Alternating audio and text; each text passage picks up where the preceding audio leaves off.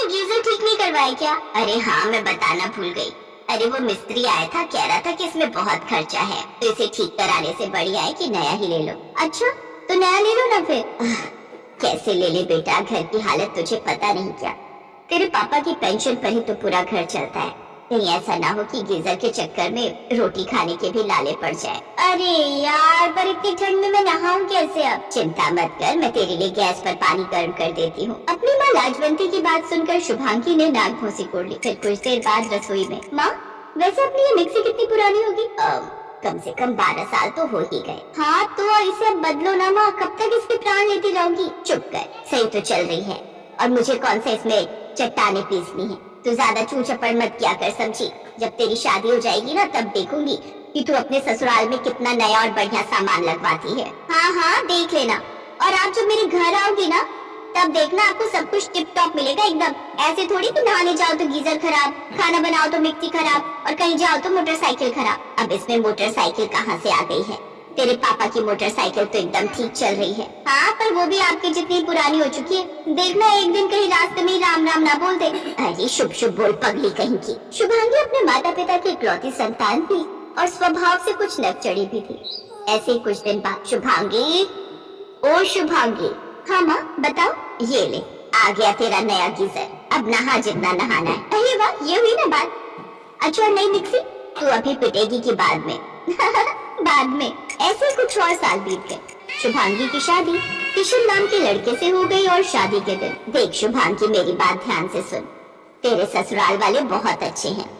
अरे सोच, लड़का अच्छा कमाता है, शहर में मकान है, फिर भी एक पैसा दहेज नहीं मांगा। तेरी तो किस्मत खुल गई बेटा। अरे महल में जा रही है तू, मखमल का बिस्तर होगा, नौकर चाकर होंगे, लंबी सी गाड़ी होगी, गीजर, वॉशिंग मशीन, सारी सुविधाएं होंगी वहाँ। अच्छा माँ, मैं बहुत खुश हूँ, पर इतनी सुविधाओं के साथ मैं रहूंगी कैसे? कोई ना, धीरे धीरे आदत पड़ जाएगी तुझे। शुभांगी तमाम सपने लिए हंसी खुशी अपने ससुराल के लिए रवाना हो गई। फिर जैसे ही वो अपने ससुराल पहुंची तो उसकी आंखें फटी की फटी रह गईं। उसका ससुराल एक ऐसे घर में था जहाँ सालों से रंग रोगन नहीं हुआ था। वो मकान कम, एक भूतिया घर ज्यादा लग रहा था।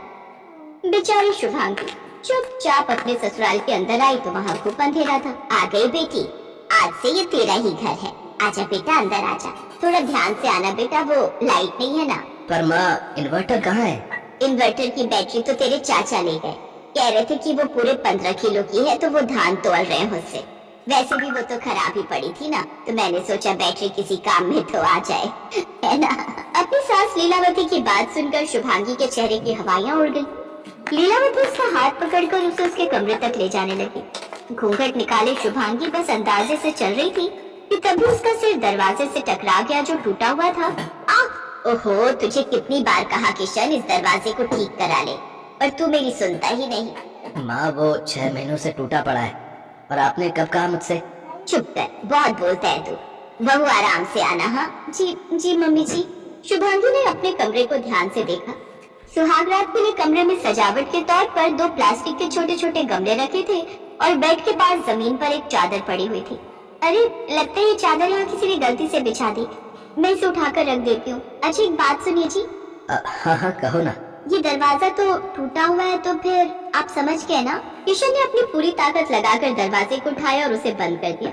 ये देखकर शुभांगी ने राहत की सांस ली, लेकिन दिक्कत ये थी कि अब वो कुंडी खुलने का नाम ही नहीं ले रही थी। इसे जल्दी खोलिए, वरना लोग क्या कहेंगे कि हमने अभी से कुंडी लगा ली। दोनों पति पत्नी दरवाजे को खोलने की कोशिश करने लगे, पर वो उन दोनों से खुला ही नहीं। तो थक हार कर दोनों जाकर बेड पर बैठ गए, लेकिन जैसे वो बैठे तो उनका बेड खुल गया और वो दोनों जमीन पर गिर पड़े। अरे क्या किया? हाँ हाँ, नहीं नहीं माँ, ऐसी कोई बात नहीं है। पलंग तोड़ दिया क्या किशन? चिंता मत कर, देख जमीन पर चादर बिछी होगी, गद्दा डाल ले जमीन पर और उसी पर चादर बिछा ले। अच्छा, तो इसीलिए माँ ने जमीन पर चादर बिछाई थी। देखा, मेरी माँ कितनी समझदार है शुभांगी। शुभांगी ने गुस्से से किशन को देखा। फिर आधी रात को उसे प्यास लगी तो वो चुपचाप उठी और पानी के लिए फ्रिज ढूंढने लगी। उसने मोबाइल की रोशनी में फ्रिज ढूंढी निकाला, लेकिन जैसे ही उसने फ्रिज खोला तो उसने देखा कि उसके अंदर तो नमकीन, बिस्कुट और चीनी का डिब्बा रखा हुआ था। हे भगवान, ये क्या है? क्या हुआ बहू, क्या ढूंढ रहे हो? पानी मम्मी जी। अच्छा पानी है, वो तो नीचे घड़े में रखा है। ये फ्रिज तो खराब पड़ा है, तो इसमें बिस्किट, नमकीन और चीनी रखने लगे। चींटियां नहीं घुस पाती ना फ्रिज में, इसीलिए शुभांगी के होश उड़ चुके थे। वो किसी लाश की तरह अपने कमरे की तरफ बढ़ गई।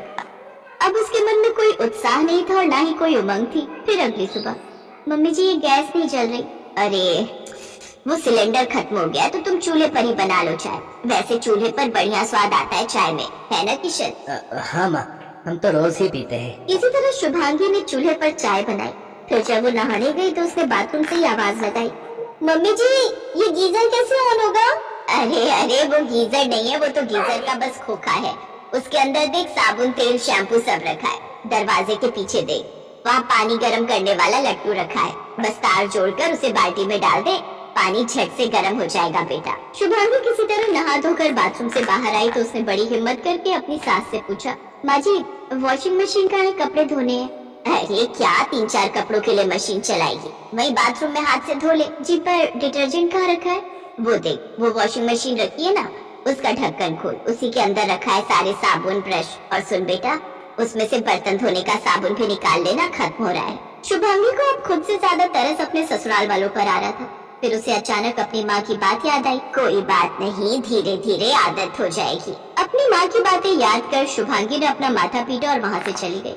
लेकिन इसके बाद धीरे धीरे शुभांगी को अपने ससुराल में एडजस्ट करना सीखना ही पड़ा। उसके ससुराल में हर रोज कोई न कोई चीज खराब हो जाती और किशन जुगाड़ से उसे फिर 1-2 दिन के लिए ठीक कर देता। ऐसे ही एक दिन, मम्मी जी आपको नहीं लगता कि अब हमें कुछ चीजें बदल देनी चाहिए? अरे अरे कैसी बात कर दी तूने, सब ठीक ही तो चल रहा है, तू चिंता मत कर, तुझे भी आदत हो जाएगी इस सब की। देख बेटा, पैसा बचा कर चलना चाहिए हमेशा, बुरा वक्त आने पर काम आएगा। शुभांगी समझ गई थी कि उसके ससुराल का कुछ नहीं हो सकता। एक तरफ लीलावती खराब सामान का इस्तेमाल कर पैसे बचा रही थी तो दूसरी तरफ कुछ और ही होने वाला था। एक दिन लीलावती बिजली के लट्टू से पानी गर्म कर रही थी और वो अपने पुराने खटारा फोन से किसी को फोन भी लगा रही थी। तभी उसका फोन हाथ से छूटकर उसकी बाल्टी में गिर गया। फोन बचाने के चक्कर में लीलावती ने करंट वाली बाल्टी में हाथ डाल दिया। अरे जल्दी आओ, आइए, मम्मी जी को करंट लग गया है। शुभांगी की बात सुनकर किशन झट से आया और अपनी माँ को गोद में उठाकर अपने कमरे की तरफ लेकर दौड़ा। रीमा, तुम बिल्कुल चिंता मत करो, मैं तुम्हें अभी अस्पताल ले जाता हूँ। किशन ने जल्दी से लीलावती को दरवाजे पर बिठाया और बाइक स्टार्ट करने लगा। लेकिन अंग्रेजों के जमाने की वो बाइक किशन हिंदुस्तानी से स्टार्ट ही नहीं हो पाई। फिर लीलावती और शुभांगी ने बाइक को धक्का दिया, तब जाकर बाइक स्टार्ट हुई और किसी तरह वो लोग अस्पताल पहुँचे। क्या हुआ, डॉक्टर ने क्या कहा? कुछ नहीं, कह रहे पर गंभीर चोट है, ढेर सारे टेस्ट लिखे हैं और 1 लाख रुपए भी जमा करवा लिए। अरे 1 लाख का तो मुद्दा भी नहीं था। हे राम, देखो माँ जी, सस्ता सामान पड़ गया ना महंगा।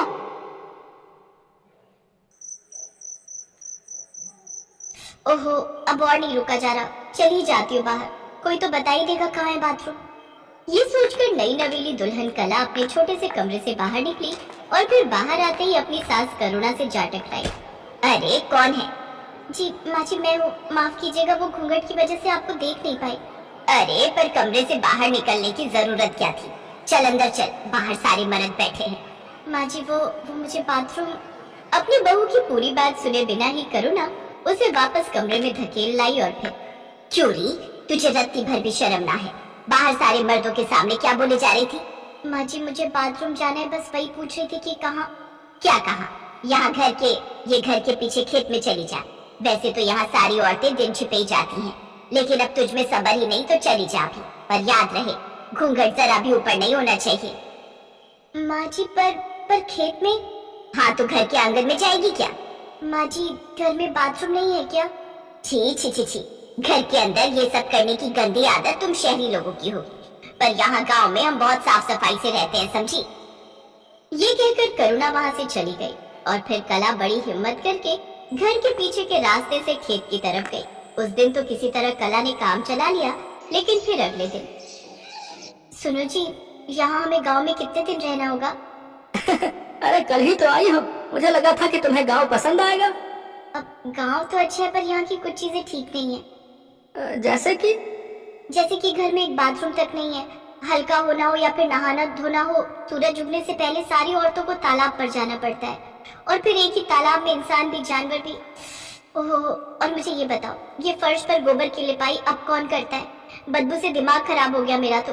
ऊपर से ये कमबख्त घूंघट, 1 मिनट के लिए भी इससे छुटकारा नहीं मिल रहा मुझे। और तो और अरे भाई बस करो, मैं समझ गया। तुम ज्यादा दिन नहीं रुक पाओगी यहाँ। मैं माँ से आज ही बात करूंगा। बस कुछ दिन काम चला लो, फिर चलेंगे शहर वापस। अपने पति सुनील की बात सुनकर कला के चेहरे पर मुस्कुराहट आ गई। असल में सुनील कुछ साल पहले ही काम की तलाश में अपने गांव से शहर आया था।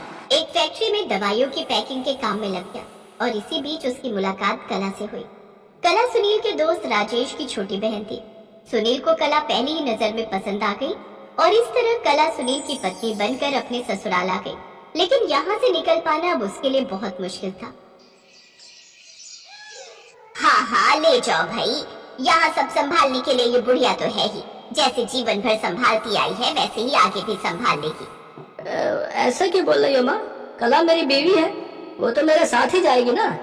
क्यों बेटा, मैं भी तेरे बापू की बीवी थी ना। वो तो ना ले गए थे मुझे अपने साथ। सारी जिंदगी यही ससुराल संभालती रही। बस साल में 2 बार आते थे तेरे बापू और फिर एक दिन खबर आई कि वो अब कभी ना आवेंगे। पर फिर भी न तुझे छोड़ा ना अपना ससुराल और ना यहाँ की जिम्मेदारी। अब पूरे कुंबे में तेरे बापू थे सबसे बड़े। आज भी हर त्योहार का पहला पकवान इसी घर के चूल्हे पर पकता है।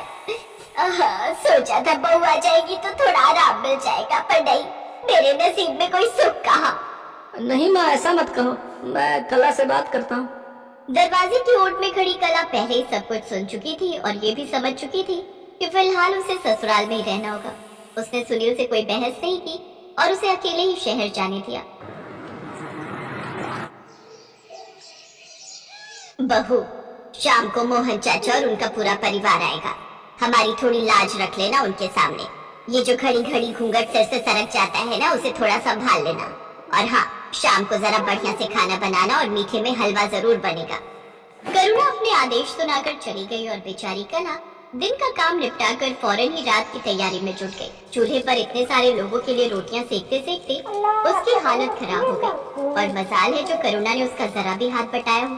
लेकिन उसके घूंघट और चलने के ढंग को लेकर काफी टोका टाकी में उसने कोई कंजूसी नहीं की। अरे जरा धीरे धीरे चल बहू, क्या कहेंगे सब। और ये रोटियां थोड़ी पतली दे। कला को समझ आ गया था कि वो लाख कोशिश करके भी करुणा को खुश नहीं कर सकती, इसलिए धीरे धीरे उसने भी हाथ पैर डाल दिए। वो करुणा से बहस तो नहीं करती थी, लेकिन अब काम उतना ही करती थी जितना उसके बस में था। और फिर एक दिन, माँ इस बार हफ्ते भर की छुट्टी लेकर आया हूँ। अच्छा है, बीवी कहेगी तो मिल ही जाएगी इतनी छुट्टी।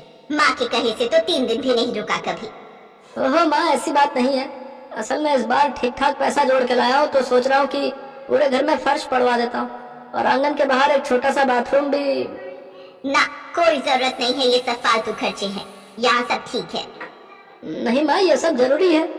हाँ हाँ, तेरी बीवी ने कहा है तो जरूरी ही होगा ना। अगर तुम्हें ऐसा लगता है तो ऐसा ही सही, पर मैं जो कुछ सोच कर आया हूँ वो सब तो करवा के ही जाऊंगा। करुणा लाख कोशिश करके भी सुनील को कला से दूर नहीं कर पा रही थी। और तो और उसकी मर्जी के खिलाफ जाकर सुनील ने अपने घर में फर्श भी पड़वाया और घर के बाहर एक छोटा सा बाथरूम भी बनवाया। ये सब हो जाने से कला को काफी आराम हो गया। और असल में तो ये सब करुणा को भी अच्छा लग रहा था, क्योंकि आसपास के लोग उसके घर की और उसके बेटे सुनील की खूब तारीफ जो करने लगे थे। फिर कुछ महीनों के बाद, अब तू आ गया बेटा, आजा, आज मैंने तेरे लिए अपने हाथों से खाना बनाया है। बहुत बहुत धन्यवाद माँ। कला ये पैसे रख लो, इस बार छत की मरम्मत और पुताई का काम करवाना है। जी ठीक है। रुक जरा, तू कहाँ लेकर जा रही है पैसे? सुनील, ऐसे संस्कार तो नहीं दिए थे मैंने तुझे। माँ के रहते अपनी बीवी के हाथों में अपनी कमाई दे रहा है। तुझे शर्म नहीं आई ऐसा करते हुए? नहीं माँ, बिल्कुल शर्म नहीं आई, क्योंकि ये मेरे अकेले की कमाई नहीं है, इसमें कला की भी कमाई शामिल है, जो मेरे साथ वो भी इस घर पर खर्च कर रही है। हैं? क्या बोल रहा है? ये कब से मतलब कि ये कहाँ से कमाने लगी? ये तो सारा दिन तुम्हारे सामने घर का काम करती है और फिर रात को जब तुम सो जाती हो तब उन कपड़ों की सिलाई का काम करती है, जो मैं इसे हर बार ला कर दे जाता हूँ। और जानती हो माँ, अपनी कमाई का 1 भी रुपया इसने आज तक खुद पर खर्च नहीं किया। मुझसे कहती रही कि मैं खुद से पहले अपने ससुराल को बेहतर बनाना चाहती हूँ। सुनील की बात सुनकर करुणा को बड़ी शर्मिंदगी महसूस हुई। वो फौरन कला के सामने हाथ जोड़ते हुए बोली, मुझे माफ कर दे बेटी, मैं तुझे हमेशा खरी खोटी सुनाती रही और तू सब कुछ सह कर भी इस सड़े गले ससुराल को संवारती रही। लेकिन अब बस मैं भी अपनी सड़ी गली सोच को बदलूंगी। आज से तू कभी किसी के सामने घूंघट नहीं करेगी और अपने पति के साथ शहर में जाकर रहेगी अपने हिसाब से। नहीं माँ जी, ना तो अब मेरा ससुराल पहले जैसा है और ना ही आप, तो मैं यहाँ से जाना क्यों चाहूंगी?